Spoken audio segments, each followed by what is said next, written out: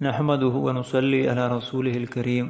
قرآن حکیم کی ایک ایسی آیت ہے جو ہر قسم کے شریر، چاہے وہ جنات ہوں یا انسان ہوں یا وہ جادوگر ہوں، وہ انسان جو بہت زیادہ نافرمان ہوں یا بہت ہی زیادہ اذیت دینے والے ہوں یا شر پھیلانے والے ہوں، وہ شر پھیلانے والے چاہے جنات ہوں، ان سب کے لیے ایک مضبوط گرفت ہے۔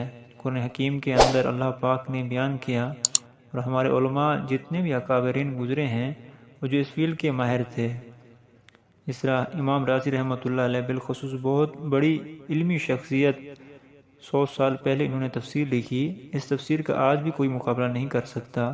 اللہ پاک نے ان کو الہامی علم عطا کیا تھا اور تمام علوم پر آپ کو دسترس حاصل تھی، تو آپ نے اس کے متعلق بہت ہی زیادہ لکھا اور بیان فرمایا اور اس آیت کے متعلق بتایا۔ بالکل چھوٹی سی لیکن اس کی تاثیر یہ ہے، اگر اس آیت کو آپ بار بار پڑھیں، جن ہے تو وہ تڑپ جائے گا۔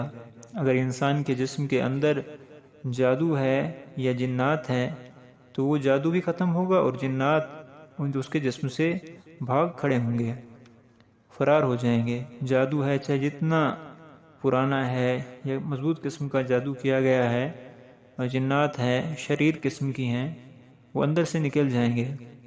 وہ جادو چاہے پلایا گیا ہے چاہے وہ کھلایا گیا ہے، اگر کھلایا گیا ہے تو وہ بھی جسم سے نکل جائے گا، اور اگر پلایا گیا ہے تو وہ بھی جسم سے نکل جائے گا، اور اس کی تاثیر جو ہے نا جادو کی بالکل ختم ہو جائے گی۔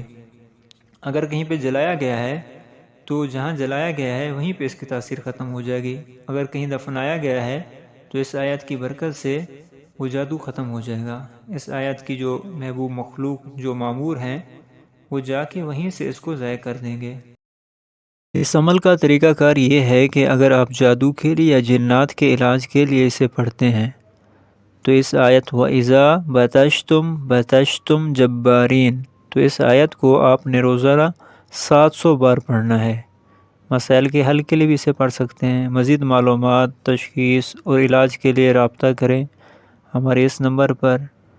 اگر آپ نے ہمارے اس چینل کو سبسکرائب نہیں کیا تو چینل کو سبسکرائب کر دیں۔ جزاک اللہ۔